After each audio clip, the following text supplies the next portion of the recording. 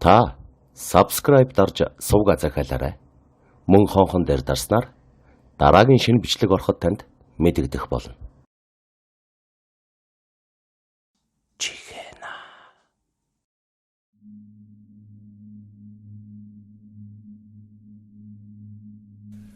Нэг Дорногов аймгийн төвд нэг эмгэн өвгөнөө эмнэлэгт хэвдүүлэх гэж хэд хоног хөөцөлдөөд орны очир хүлээж явсаар нэг өдөр өвгөнөө дагуулan эмнэлэг дээр очивол эмч. Өвгөн гой. Та яг одоо шээснийхээ шинжилгээг өгчих. Тэгвэл таныг бид эмнэлэгт хэвдүүллээ. Хэмээжээ. Мань өвгөн үс цус муутай, уруу дороо царайтай, эмгэнээсээ ялгахааргүй доожоогүй нэгэн байж л дээ. Тэгээд тэр шинжилгээнийхээ шилийг аваад шээх гэсэн чинь төрөөхөнд нь морь харчихсан учраас шээс нь гардаггүй гэн. Тиймээс арга буюу эмгэндээ хандаж айлв чи энэ шилэнд нэг шээ гэдэг өч. Тэгвэл өнөөдөр эмнэлэгт хэвтэх бас өнгөрхөн.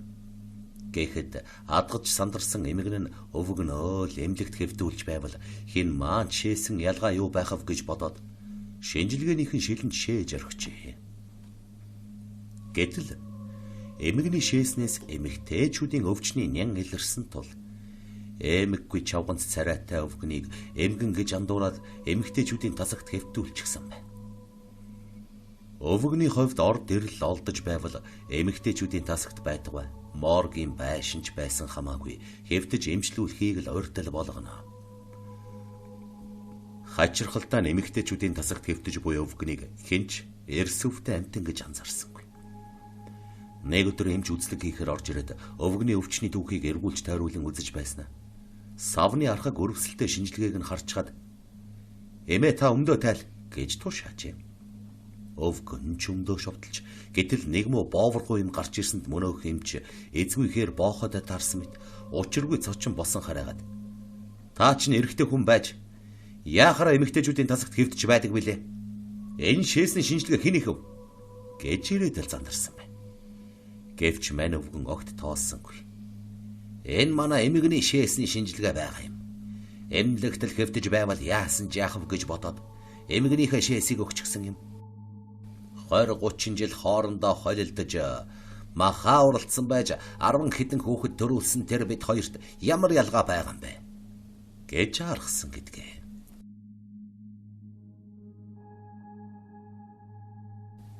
2.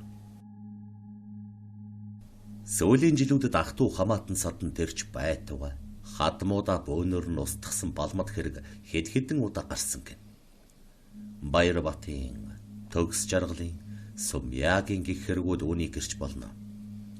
Цосон дулаарсан шийдчихсэн этгээд нэг л хүн алчхвал цаашлаад хавцсан ойрцсноо хөнөөгöd байдаг болж. Эдүгэ Хадбаатрын гих балмад хэрэг аймгийн бугут суманд олонний амны уншлага болоод байгаа юмсан чи. Тус суманд нэгэн ноцтой хэрэг гарсан бөгөөд уг хэргийн тухай сонин хэвлэлүүд мэдээлж исэн. Харин саяхан тус сумаас Улаанбаатарт ирсэн Радна гэгч залуу уг хэргийн талаар нэлээд тодорхой ярьсан юм. Ингээд түүний ярьсныг сэрүүл. Хэргийн эзэн Хингэргийн төхүүр Цолмонгийн Хадбаатар энэ жил 25 нас хүрч байгаа гинэ. Уг нь тийм ч хүм муутай хэр биш л дээ. Гэвч нэгэн цагт хадмуудаа гомдсон гомдол нь өс хонзон болж томорсоор байгаад эцэст нь нэгэн айлыг голомтоор нь сүйрүүлэх хэмжээнд хүрсэн байна. Хадбаатар бугут суманд төрж өссөн хөө. Сурлагаар гайгүй байсан ч өөрийнхөө сонирхлоор 6 дугаар ангиа төгсөөд мал дээр гарсан. Тэгээд эрийн цэнд хөрмөгц Улаанбаатар хотод цэргийн алба хаасан байна. Цэргээс халагдаад Өвөрхангай аймгийн Хилийн отрядад жолоочоор ажиллахаар явсан. Тэгтэл нэг их удалгүй тэр ажилласаа халагдаад нутагтаа ирсэн. Уг нь тэднийг эцэг ихээс их олуулаад энэ утгаараа Хадбаатар бусад дарамтлуулж дээрлэхүүлээд байх хүн биш. Айлын отхон хүү болоотч тэрв. Ах нар нь түүнийг харж хандаж явсан удаа зөндөө бий. Цэргээс халагдсныхаа дараа нутгийнхаа нэг охинтой танилцаад удалгүй гэр бүл болсон. Урд нь хэнийг нэг хохироож ямар нэгэн гэмт хэрэгт холбогдож байгаагүй. Харин ч бүр өөрөө хүнд зодуулж тэрж байтугай эхнэрийнхээ төрсөн дүүд хутгалуулж байсан хүн. Тэгээд цагдаагийн байгууллагад хандаж байсан. Түүнийг хутгалсан нөхөр шүүхийн шийдвэрээр 30 хоног баримтлаг даадалсаллагдсан. Ийм тийм байдал нь хуримтлагдсаар байгаад хадмынхныгаа хүйс тэмдэрхэд хүргэсэн ч байж болох юм. Ерөн цагдаагийнхан түүний үйлдэлсэн ноцтой хэргийн талаар дүгнэлт гаргахдаа олон сар дамжсан угшмал өс хонзонгоос үүдэлтэй гэж онцлоод байгаа юм гэсэн. Энэ хэрэг явдал Бугут сумаас 45 км-ийн зайд орших Бэж гэдэг газар болсон л доо. Нутгийн олныг хэртхийлгсэн ёстой аимшигтай хэрэг. Хэрэг гардгийн үрд өдөр Хадбаатрынх нүүхэр болж л дээ. Ер нь Хадбаатар өөрийн гэсэн орон гэргүй эхнэрийнхээ хамт хадмуудтайгаа амьдарч байсан юм. Гэр ачаалаад явсныхаа дараа эхнэр нь түүнд хандаж "Би чамтай хамт мотоциклээр явахгүй, нүүдлээ дагаж явна" гэж хэлж илтээ. Тэгмэгц Хадбаатрын дург нь хүрч хоорондоо маргалцсан байх юм. Энэ маргаан Хадбаатрын ялалтаар төгсөж тэр мотоциклаа асаагаад эхнэрээ сундлаад нүүдлийн хойноос хөдөлж илтээ. Гэтэл Хадбаатар хээр мотоциклаа зогсоогоод эхнэрээ зодож зүүн гарыг нь гэмтээсэн байх юм. Эхнэрээ зодож байхдаа мотоциклийнхоо гэрлийг хагалчихсан байгаа юм. Тиймээс тэр эхнэрээ харагдаж "Чи намайг зодсон гэж аав ээжтэй битгий хэлээрэй. Мотоциклийн гэрэл хагарсан тухайд бол замдаа явж байгаад онхолцсон гэж хэлье" гэхэд цаатхан зөвшөөрчээ. Төдөлгүй мань хоёр нүүдлийн хойноос ирж замдаа онхолдоод мотоциклийнхоо гэрлийг хагалчихлаа гэхэд тэнд байсан бүх хүмүүс итгэсэн байна. Гэтэл маргааш нь эхнэрийнх нь ах Батбаяр гэгч тэдний дэржилдэ. Энэ нөхөр хэргийн их үндсийг тавьсан байгаа юм. Илүүг хүзүү орон гэгчээр Батбаяр Хадбаатрын мотоциклийг харж хад "Хадбаатра, чи онхолцсон гэдэг нь үнэн юм уу? Уг нь чи харваагаас мотоцикл унсан хүн дээ. Тэгсэн мөртөө хөдөө хээрийн тэгшхэн замд онхолддог мөн хачи юм а" гэж хэлжээ. Тэгээд яваад өгсөн байна. Энэ үгийг сонссон Хадбаатрын хатам эцэг ямар нэг харавч Хадбаатрыг дуудаж ирүүлээд "Чи онхолдоогүй болж таарл. Ер нь чи миний охины хөдөө хээр зодсон байна" гэж агсарчээ. Энэ үг Хадбаатрын уур уцаарыг дээцэгт нь хүргэсэн бололтой. Хадбаатар тэр даруйда хоёр гартаа хутга барин босч ирээд хадам эцэг Дагвига 23 удаа хутгалсан байгаа юм. Төдөлгүй хадам эцэг нь үгдгийн газар унахад Хадбаатар цустай хутгаад олоосноо. "Муусан ямуудаас ингэж өс хонзон авдаг юм" гэж хэлэхэд гэрт байсан хадам ээж буурцэг, хадам эгч цэцгээ эхнэр отгоноор нь гараа зүгтчихж. Тэнд дандаа эмэгтэйчүүд байсан болохоор түүнийг хорж дийлсэнгүй. Ер нь иймэрхүү аимшигтай зүйл харсан авгай хүүхнүүд зовгтхаас өөр юу хийх билээ? Түүнийг цустай хутгаа долоож байх үед нялх охин гэрт үлдсэн байх юм. Авгай хүүхнүүд айснаасаа болж мань охиныг аваад зугтгаад ирхэн үед санаагүй бололтой. Хадбаатар дараа нь цустай хутгаа бариад нөгөө зугтсан эмэгтэйчүүдийн араас мориор хөөсөн байна. Тэгээд гурвууланг нь хутгалж алсан байгаа юм. Цус үзээд улаарчихгүй юу?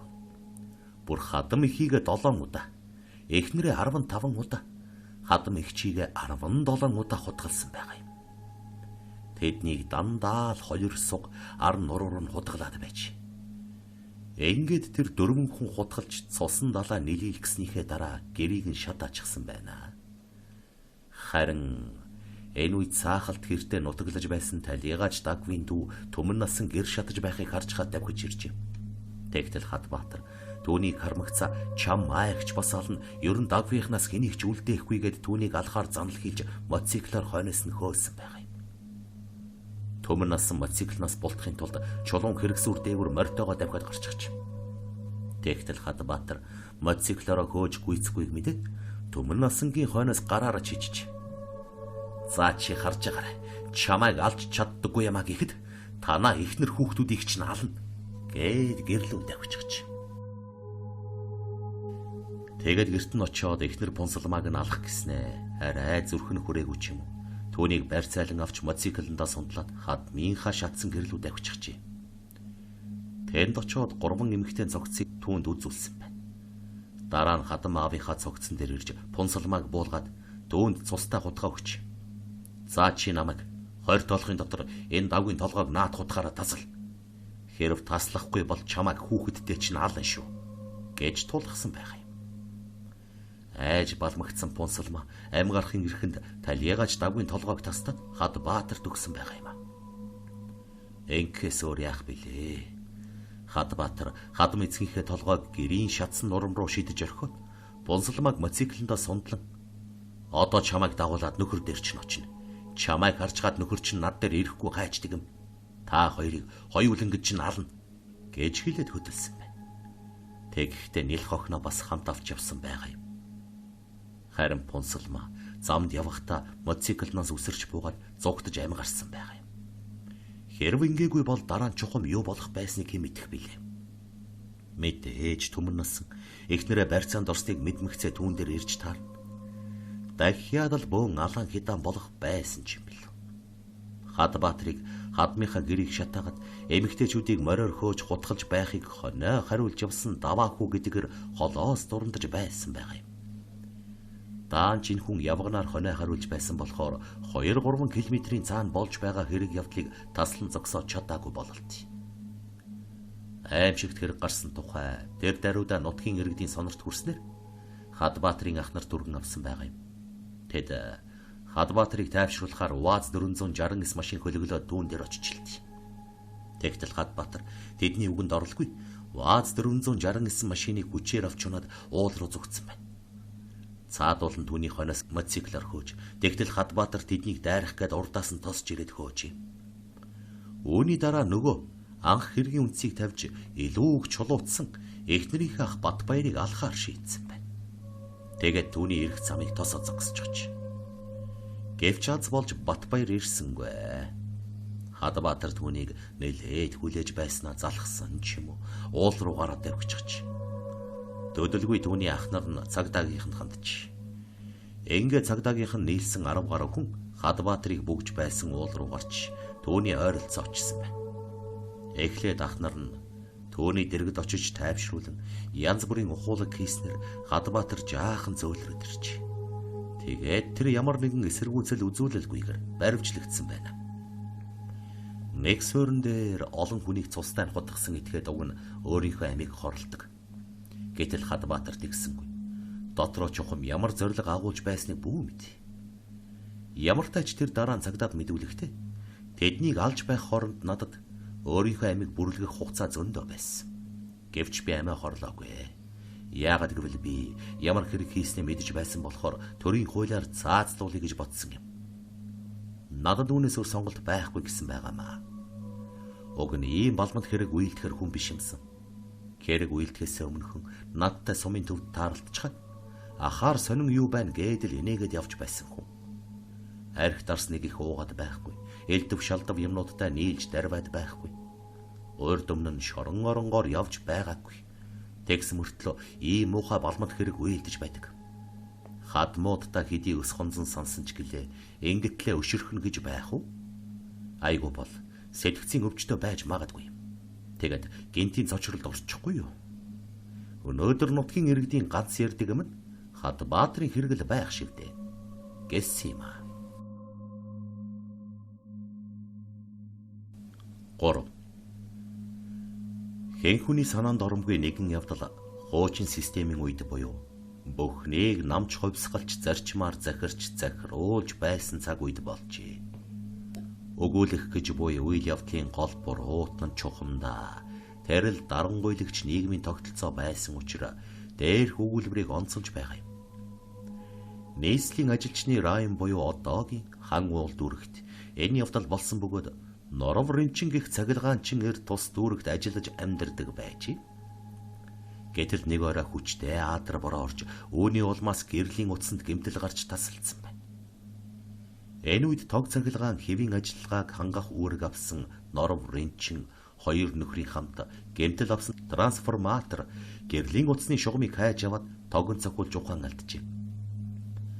Хамт явсан хоёр нь түүнийг тэр даруйд нь чихтэй шоронд болж түргэн дуудсан боловч зам үерт боогцсноос болсон уу яагаад ч юм эмнэлгийн тусламж ирээгүй аж.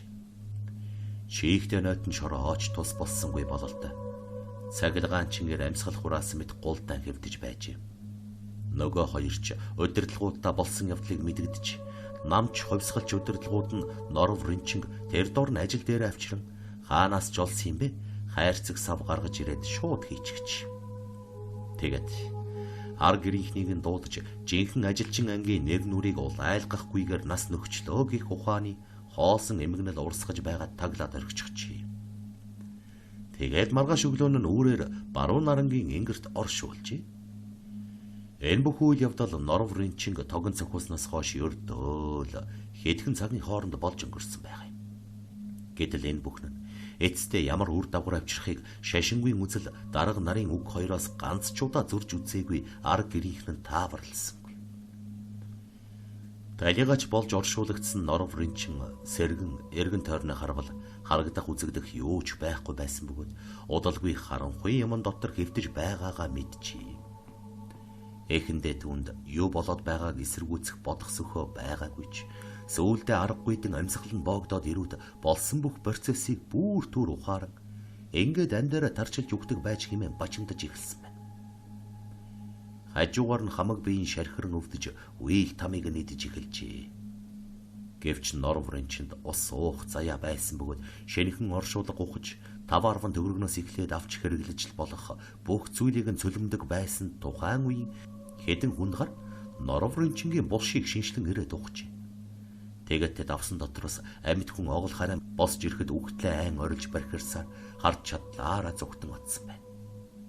Харин ухаан санаа нь гүн зочролд орсон Норов Ринчин нүцгэн шахуу уналж туссаар шууд л гэрээдэггүйсэн бөгөөд хаалга тотон орвол дөнгөж оршуулганаас ирээд гашуудад суусан ар гэрийнх нь ухаан алдах нь алдаж бөө юм болжээ.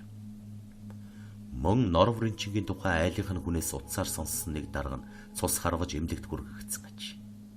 Норов Ринчин өдгөө чи их дунх амьдарч байгаа гэсэн. Зарим хүн түүнийг үхээд болсон юм чин урт наслан гисгээдэг байна.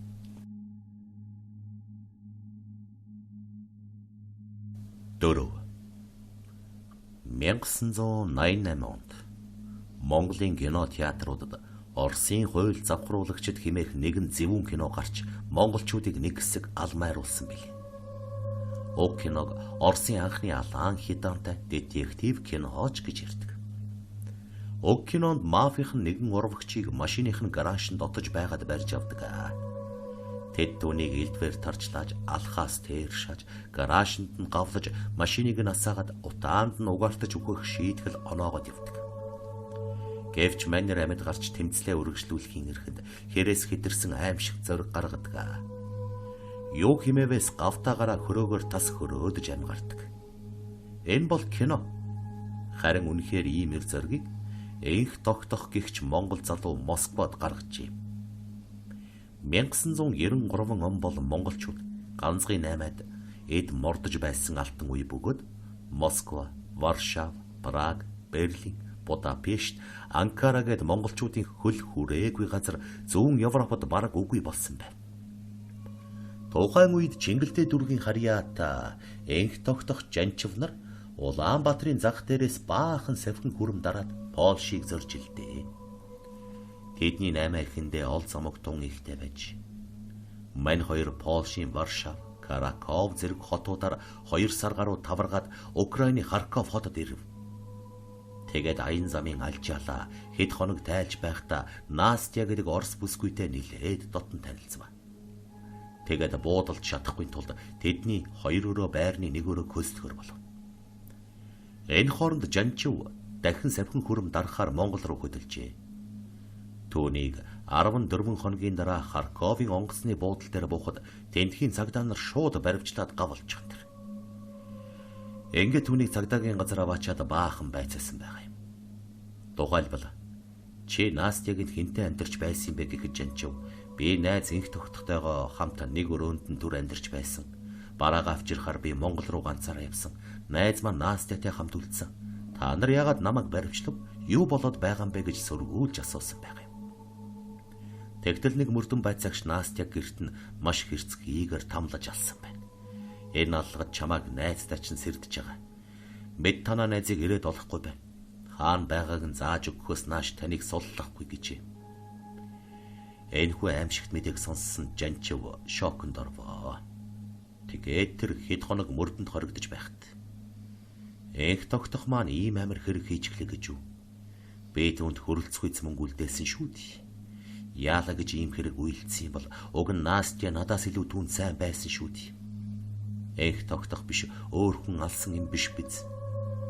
Энх тогтох Настягийн алагдсныг хараад айхтаа хэрэгт холбогдох нь гэж бодоод мөр бууруулсан байж болох юм. Гэвчлэн элдвийг болон хэвтчихээ. Энх тогтох Замбуулангийн альхан талд тоос хөдөлгөж явааг Жанчив яахан мэдэх бэл. Энгийн хувцастай цагдаагийнхан Жанчвыг хэд хоног дагуулan явж байрлаж байсан буудал Монгол оюутнуудын байр зэргээр эргэлдээд нэг их тусыг олсонгүй. Настягийн төрсөн эгчийн цагдаагийнханд өгсөн мэдүүлгээр бол Настяд үлдээсэн үнэт эрдэнэс аллахын үеэр алдагдсан юмсан чи. Түүний үнэлгээг бараг 5,000 Америк доллараар тогтоосон байна. Жанчивтай хэд хоног хамт явсан цагдаагийн ажилтны ярьснаар Настяг удаа дараа хүчирхийлээд зэрлэгээр алахта хоёр хөхийг нь огтлон хаяж бэлгэрхтнийг нь хүйс хүртэл зүсэн яарч тамлаад их хэмжээний мөнгө үнэт эрдэнсийг нь авч утсан байжээ. Жанчив хийгээгүй хэргийн өмнөөс сар шахам хэлсээр хоригдоод суллагдсан байна. Тухайн үед чухам юу болсныг Жанчивын ярианаас сэрүүлээ. Б1993 оны 8 дугаар сард суллагдаад бараага Харков зарчхад Москвад ирж худалдааны төлөөлөгчийн газрын буудалд байрлсан. Гэтэл тентхээ нэг ажилтан нэг хүний тухай үлгэр домог шиг мэрв. Тэр хүний зүс царай энх тогтохтой тун адилхан байл. Яа харахгүй энх тогтох болж таарад байна. Энэ хүний ярьснаар бол энх тогтох буудалд байрлаж байсан хүмүүсийн бараа мөнгийг нь эзгүйд нь хулгайлж байгаад төлөөлөгчийн газрын Монгол цагдаад газар дээрээ баригджээ. Бас тэр үеэр Харковт болсон аимшигт аллахын тухай Оросын телевизээр мэдээлж энх тогтохын нэр, царай, зүс, содон тэмдгийг нь олон удаа зарлаад байж. Энх тогтохыг уйлдэл дээр нь барьсан цагта түүнийг өрөөндөө оруулж цонхны дэргдэх баарнаас гавлаад томото байгаарэ. Би цагийн дараа ирнэ гэж хэлээд гаднаас нь цоошлоод явж. Гэтэл мөнөөх цагдаг цагийн дараа эртэл энх тогтох байсангүй. Хамгийн хачирхалтай нь гэвэл цоож ногт тайлагдаагүй. Гар нь парнаас гавтай хിവэрэ байж. Гайхаж алмаарсан цагта гавар ухас хийхэд бугуйгаараа тас огтлсон өрөөсөн гар шалан дээр цусан дунд хөвтгийг хараад аимшигын кино үзсэн мэт зорчирджээ. Бүх юм ойлгомжтой байл. Настягийн амийг зэрлэгээр хороолсон энх тогтох баригдахгүй тулд гавтай гараа тас огтлоод цагдаагийн өрөөнд байсан хэцийг цонхоор унжуулан дүүгээрээ дамжин зүгтэн зайлсан байжээ. Цагдаа түүнийг баривчлахдаа нэг жиэгүү бололт. Түүнээс хойш би энх тогтохын бараг хараагүй. Сургийг энж сонсоогүй явна. Гараа тас огтлоод оргон зайлсныг бодоход Настяг энх тогтох зэрлэгээр хороолсон болж таарад байх юм. Ямар ам биш заяа биш. Ердийн хулгай хийсэн хүн гараа бугуйгаар нь тасалж хайчихад оргон зайлахгүй биз дээ. Хавханд орсон чон хөлөө тас хацчихад явчихдаг гэсэн. Энх тогтох яг л тэр шиг эр зэрэг гаргасан байгаа юм хэмээж. Настягийн амийг хөнөөсөн этгээд идүүгээ олдсон эсэх нь тодорхойгүй. Гараа тас огтлоод зүгтсэн энх тогтохч сураг алдарчээ. Тэр бэр 1988 онд Оросын хууль завхруулагчд гэдэг киног үзсэн болоод л уг киноноос санаа авч цагдаагийнхны гараас мулдарсан байж болох. Гэхдээ тэр Настиг алсан эсэх нь тодорхойгүй. Ер нь тухайн үед Оросын цагдаа нар гэмгүй нэгнийг тэрч байтугай 8 монголчуудыг эзэнгүй гэмт хэрэгт чихдэг мод дэлгэрээд байсан болохоор энх тогтох Оросын шоронд хэлсээр суухын тулд ийхүү зориг гаргаж зүгтсэн байж болох юм аа. 5.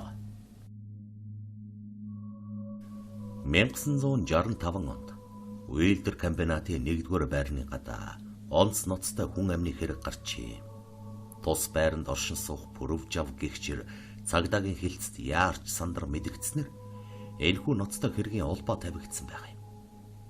Хүний алтан амийг хөнөөсөн энэхүү хэргийг цагдаагийн дэд хурандаа лам завын хорлоо яарвчлан шуурхаа судалж мөрдснөр 5 хоногийн дотор гэмт этгээдийг илрүүлжээ. Сэргэлхийн бие бүрэлдэхүүн бэлэн байдал зарлаж хэргийн газар дэд хурандаа хорлоо бийжлэн очтол нэлээсэн цусан дунд нэгэн үл мэдэгдэх хүн доош хагас төрүүлгээ хараг хэвтэж байж. Түүний судсыг барьж амьсгалыг нь чагнатал зүрхэн цохилохгүй болж бэйн хөрсөн байл. Машины гэрэлд үхтлийн хувцсанд үзлэг хийхэд зүрхэн тушаа газар ямар нэгэн хурц үзүүртэй зүйлээр жижиж хатгсан мөн их хэмжээний цус алдалтаас болж амь алдсан болох нь тогтоогдчихэ. Талигачийн биенээс бичиг баримт гэх зүйл олдоогүй нэр. Өмссөн хар өнгийн савхин хүртгэн урагдсан байж. Ингээ талигач чухам хэм болох. Яагаад үгсэн болохыг тогтоохоор цагдаагийнхан хэргийн газрыг хамгаалтанд авч цогцсон шинжилгээ хийлгэхээр шүүх хэмлэг рүү явжээ. Энэ хооронд сэргийллийн ажилтнууд хэргийн газар хэмжилт хийж холбогдох хүмүүс гэрчийн этгээд байж болох талаар тандалт явуулсан байх юм. Ингээд үүр цайхын алдад хэрэг гарсан газраас холгүйхэн хогийн савнаас хүний амь хөнөөсөн байж болох хүйтэн зэвсэг цустай ходог олджээ. Хүний амь хөнөөсөн алуурчин ихэнхдээ сандарч мэгдэхдээ гэмт хэргийн гол баримтаа ойролцоох хогийн савнд чулуудсан болох нь тогтоогджээ.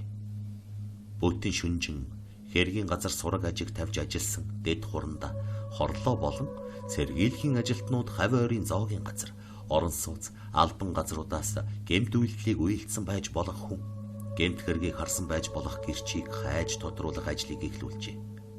Гэтэл хэрэг гардаг өдрийн орой комбинатын дэлгүүрээс урд өмнө үзэгдэж байгаагүй 3 халамцсан хүн 2 шил арх авч хар шилтэй нэгэр мөнгө төлгөж туранхай өндөр малгайтай хүнийг загнаж байсан тухай мэдээлэл олдсон байна.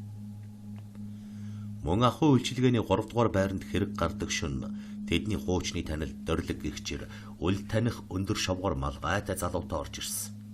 Тэд шууд нойлын өрөөнд орж хоорондоо хэрэлдэж байгаад гар нүрээ угаасан болоод цай унд уулгүй гарч явсан. Согтуу байсан гэх мэдээлэл цагдаагийнхны сонирхлыг татжээ. Энэ бүхнийг сэргийлхийн ажилтнууд шуурхаа нэгтлэн зөвлөд дөрөлг гихч этгээд рүү эрлийн гол үзүүрийг чиглүүлсэн байгаа юм. Дөрөлг гихч хэн болох? Юу хийдэг? Хаан байдаг? Түүнтэй хамт шүн явж байсан этгээд хэн болох? Ямар зоригтой хамт явсныг тодруулахаар шалгалт тандалт явуулснаар үйлдвэр комбинатад нилээд нэр нөлөө бүхий атаман буржгар дөрөлг гихчийг олж тогтоожээ. Бужгар дөрөлг нь зоргол хайрхны уурхад ажиллаж байсан бөгөөд дэд хурандаа хорлоо дөрөлгийн хамсаатан болох шавгар малгай тайрыг түүнтэй цуг уурхад ажиллаж байсан байж магадгүй гэх сэжиг таамаг гаргасан байна. Ингээд дээрх таамаглал сэжгүүдийг хооронд нь нэгтэлж харьц уулан дүгнэлт хийж үзэхэд дэлгүүрээс үдэш арх авч гарсан 3 хүний нэг нь учир битгүүлгээр алагдаад нөгөө хоёр нь танилгих айлд орсон байж болох таамгийг дэвшүүлжээ. Сэргийлхийн ажлын хэсэг дахиж шуурхай ажилласнаар сэжигтэн дөрөлг өндөр нуруутай туранхай залуу хоёрыг гол сэжүр болгон шалгахаар явц авдагдсан байх юм. Ингээд ихний эрлийн үзүүр дөрөлг дээр буусан бөгөөд эрүүгийн ажилтнууд бүрэн хэмжээгээр эрен сурвалжлах ажлыг нэгт уялдаатай явуулснаар буужгар дөрөлг гихчийг илрүүлж газар дээр нь баривчилжээ.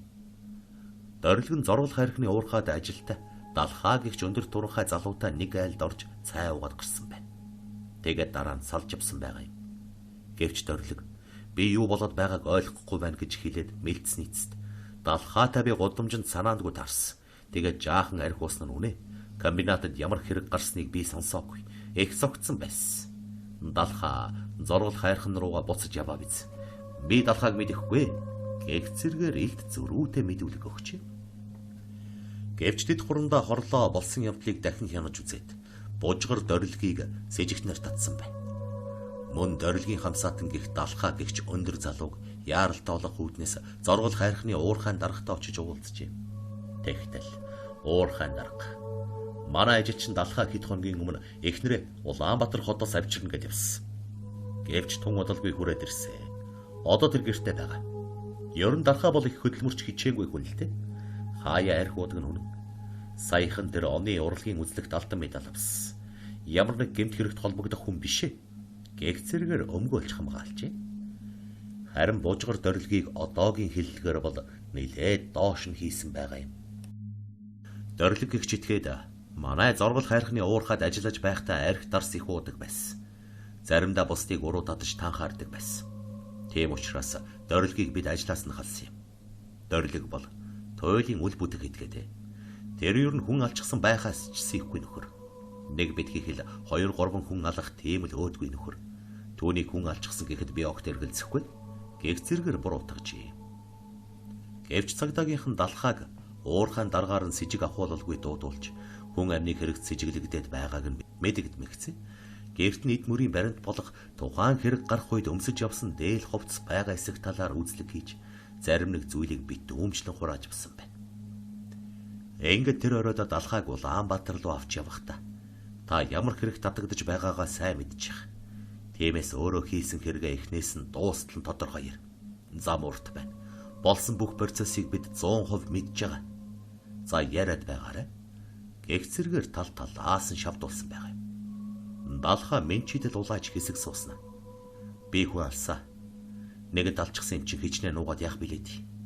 Хорвоо ямар миний санснаар болох биш дээ. Гэж уйлан дуулж. Ёстой л нөгөө санчиг явтал сэтгэл ургаад болдоггүй. Саны гэтэл санснаар болдоггүй хорвоо гэгч нь болсон байна. Тэгээд тэр доорх мэдүүлгийг урсгаж. Манай авга хотын нэг хүн сайн болсон. Энэ л гай боллоо. Би гэж бүтэлгүй толгой авгаагаа авчирхаар тэр өдөр хот руу явсан юм. Гэтэл хоолны газар дөрөлгөтэй таарсан. Дөрөлг нэг үнтэй хоол идэж сууж исэн. Би тэдэнтэй хамт суус. Дөрөлг манай найз гээд талигаач амар сайхныг танилцуулсан. Гэвч амар сайхан намайг хөдөөнөөс ирсэн гэдгийг мэдчихээд илэрхий дээлэнгүү хандсан юм. Учир нь би өврөөсөө төрөвчөө гаргаж пив авахдаа байгаа бүх мөнгөө дүүнд харуулчихсан юм л да. Цайлан боосны дараа хот руу явсан учраас би мөнгөтэй байсан.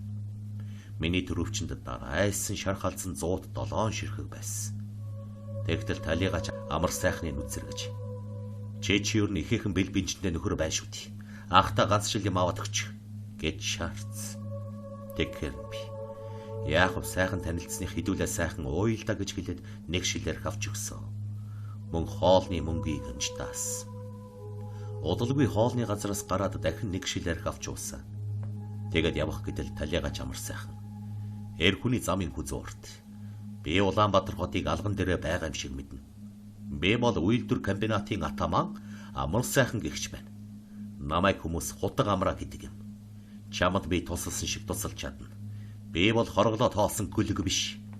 Энд тэргээд байхаар нь түүнд итгээд хамтдаа дөрөлгийн танилынд очихоор болсон. Тэгэд үйлдвэр комбинатын дэлгүүрээс нэмж 2 шил арх авч уугаад нөгөө очих айл руугаа явлаа л та. Шүн харахгүй хүйтэн зэврүү байна. Ер нь би иймээ тимээ болно гэж огт санаагүй. Дөрөлгийн сайн таньдаг ах гэхлээр нь л талигачд итгэж байсан юм. Тэгээд дөрөлгийн танилынд очих гээд явж байтал амар сайхан намайг заамдаж аваад мөнгө өг гэж шанал гисэн. Би өгөхгүй гэсэн. Тэгтэл тэр миний шанаараа хүчтэй дэлсэ тавсан. Дараа нь илэг рүү шгэлсэн. Би унаад босохдоо гутлынхаа төрөнд байсан хутгаа гаргаад шууд л дүрж ирсэн. Болсон явдал ердөө л. Дараа нь дөрөлг хан алаа зогсож байсан намайг заамдаж аваад чи хүн алчглаа гэд ойрлоод байсан. Бид хоёр сандарсандаа шууд зүгтаасан. Эцэст нь дөрөлг надад хандчих. Одоо чи хотод байж болохгүй. Маргааш өглөө гэхэд зоргол хайрхны уурхаа руугаа яв. Тэнд очиод бүгчгсэн байхад чамайг хинч мэдэхгүй. Хэрвээ илчлэгдсэн тохиолдолд өөрөө хэрэгэ хүлээгээрэй. Би ичээнд орлоо гэж хэлсэн хэмээж. 1977 онд Хүний аим хэмээх уран сайхны кино дэлгэцнээ анх гарч жүжигчин Төмөрбаатар, Цэрэн Дагав, Гүрбазар нар од болж байлаа. Уг кинон дээр Төмөрбаатарыг хүн хутгалаад алчихсны дараа жүжигчин Цэрэн Давг Гүрбазрыг буюу киноны гол дүр Саруулыг заамдаж аваад чи одоо хэд хоногтоо гэрээс гарч болохгүй. Баригдсан тохиолдолд та нар хэрэгэ хүлээгээрэй. Би ичээнд орлоо гэж хэлдэг. 1965 онд гарсан дээр хэрэгээс үүдэж Хүний аим киноны зохиол бичигдсэн гэдэг билээ. Ер нь ч тэгээд уг хэргийг Хүний аим кино тусгалаа олсон гэж цагдаагийн ахмад ажилтнууд үздэг юм. Зөвхөн Далхаагийн мэдүүлгээр дээр хэрэг шийдэгдчихсэн юм бишээ. Хэргийн газраас олдсон хутхан дээр Далхаагийн хурууныхээ байсан. Дээл хувцс дээрээс нь хохирогчийн цусны тол бэлэрсэн гэд баримт сэжиг нотолгоо яв цав таарсан. Далхаа хохирогчийн зүрхэн тус газар хутгаснаас их хэмжээгээр цус алдаж газар дээрээ нас баржээ. Энэхүү ноцтой хэргийг цагдаагийн дэд хурандаа лам завын хорлоо зөв чиглэл гаргаж мэргэжлийн өндөр түвшинд шуурхай ажилласны үр дүнд 5 хоногийн дотор илрүүлсэн байгаа юм. Талигачийн буруутай үйл ажиллагаа нөлөөлсөн аргагүй хамгаалалт хэтрүүлсэн гэдэг шалтгаанаар цэрэнд орж овогтой дөрөлгт 15 жилийн ял оноожээ. 6.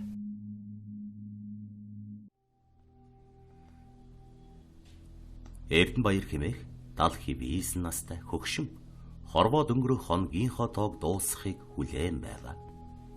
Өөр хүүхдүүд нь хот хүрээгээр өчтөчнөн удаа авч явж янз бүрийн эмчилгээ хийлгээд ч засал авсангүй. Ингээд хот хүрээнээс зуны өрөнд дулаан цаг болмогц уугуул ус нутагта ясаа тавихаар хурч иржээ. Сумын эмнэлгийнхэн өвгөнийг үзээд ар гэрийнхэнд нь хандаж ямар ч найдваргүй болсон хүн байна. Бэлтгэлтэй л байгаарай гэж сануулжээ. Тэгтэл зуны нэгэн бөгчм өө гэсэн өдөр өвгөний бие гинэт муудлаа. Эмч ирж тайвшруулах, өвчин намдаах тариа хийгээд ч нэмэр болсонгүй. Өвгөнийг сахиж байсан охин нь хотод байгаа ах トゥ нартаа уцаар дуулгах юм болов. Охиныг дөнгөж гарсны дараа араас нь хамаатных нь нэгэн хүн аавч нэг л хачин болчихлоо. Бушуухан эмч дуудаарай гэж хаш гарсан байна. Эмчийн байшин руу очих үед охины өмнө цонх руу хараад зогсчихсан. Хүрэн дээлтэй хүний бараа харагджээ. Тэр хүний өмссөн хувцас ганцсан, бүрэх малгай нь яг л аавынх нь малгай шиг охинд санагдчих. Тэр төдөлгүй эмч дагуулад гарч иртэл нөгөө хүрэн дээлтэй хүн нэлээд алсаас малгайга духрууга дарчихсан. Тэр хоёрыг чиглээд гүйж авсан байна. Охин, энэ хүн нэг л хачин санагдаад байна. Эмч, хоёулаа түргэн явъя. Гээд түүнийг дагуулan гүйсээр хашаа руу ороход хүрэн дээлтэй хүн хашааныхын цаан тулаад хоцорсон байна. Гэрт орвол өвгөн аль хэдийн амьсгаа хураасан байж. Яг энэ үеэр дүүн хөдөөнөөс сүү тараг авчирч байсан ажээ. Түүний нүдэнд мөн л нэг хүрэн дээлтэй хүн хашааных нь үүдэнд зогсчихсон өнгөж байснаа буцаад явчихж байгаа харагдана. Тэгэд ягд орохгүй яваад өгч байгаа юм бол гэж бодоод буутал урдаас нь уйлаа майлан болсоор гэрийнх нь угдсан байна. Ингээд нөгөө хүрэн дээлтэй хүний ийгч таг мартаж гаажээ. Харин үдшийн бүрхий тасарч эрдэнэ өвгөн бурхан болчихжээ гэсэн цуу яриа бяцхан тосгоноор нэг тарж байх үед гудамжны энэ тэнүүгээр бүрлэж хөгшин хүрэн дээл өмсчихсэн. Бүрэх малгайтай ихэл твцсэн байртай алхаж явахыг олон хүн харсан байна. Талигачийн ар гэрийнхэн шинэ гэр барьж, шарил агуулсан гэрийн өрхийг бүтээж, хаалгыг нь модоор цуургалж онсолсон байна. Энэ үеэр хаанаас ч юм бэ нэгэн хар ирээ муур гарч ирсэн бөгөөд талигачийн шарил бүхий гэрлүү гитж байхад нь нэг жаалхүү барьж авчээ. Муур хэрвээ гэрийн хатавчаар орчих бол бүрлээчийн нүд амыг ухаад хайчихж мэдэх тул хол гаргаж хай гэж томчууд хүүд үүрэгдсэн байна. Жаалхүү түүнийг хашаанаас нилээд зайдуу гаргаж хайсан ч мөн өөхмөр хэдхэн цагийн дараа дахиад л хүрээд ирсэн аж. Сонирхолтой нь яг энэ үеэр тэнгэрээс хар хэрэг гэхэд биш, харцаг юм уу бүргэдч гэхэд биш нэгэн төрлийн шувуу нөгөө муур руу улангасан дайрч шүүрхийг оролцсон байна. Жаалхүү муурыг хашааны болонд шахаж барьж аваад уяатай нохооныхоо толгой дээр суулган чичрүүлж зүрхийг нь үхүүлсний эцэст бараг 1 км хэртэй хол зайтай байшин хоорондын дунд аваачиж тавьжээ. Гэтэл түүнийг гэртээ орж ирэхэд нөгөө муур хашааных нь орой дээр сууж байсан аж. Ингээд хамгийн том ах нь нөгөө муурыг шуудаанд хийж аваад сумын төвийн гол зам руу очижээ. Тэгээд аймаг явах гэж байсан ачааны том тэрэгний твшин дээр чулуудаж орхисон байна. Тэгтэл нөгөө машин нь аймаг орох замда камацтай мөргөлдөж жолооч нь дахир дутуу болсон гэдгээ. Тэр шүн талигач өвгөний хашаанд нөгөө муур ахиж үзэгдсэнгүй. Харин шүн дундаас хойхон хашааных нь хаалгыг зөөлхөн тогшох чимээ сонсогдож хэн нэгэн хүн бүгшүүлэн ханиалгах чимээ гарсан ч очоод онгойлгоход хинч байгаагүйд зум их л гайхаж айж ширвэцсэн байна. Ингээд 3 хоногийн дараа талигач өвгөнийг нутаглуулсан ажээ. Ар гэрийнхэн ажил төрлөө гүйцээгээд хөдлөх гэж байтал ойролцоох нь нөгөө хар ирэмор үзэгдсэн бөгөөд түүн рүү мөн л нэг шувуу дайрч байгаа харагдав. Чухам эрлэгийн элчин үү, тэнгэрийн сахиусан уу, аль нь болохыг бүү мэд. Талигачийн сүнсийг ч юм уу, юу ч юм бэ салгаж авахаар дээр хамтд харагдсныг нүдээр үзсэн хүмүүс өгөөснө нь энэ болоо.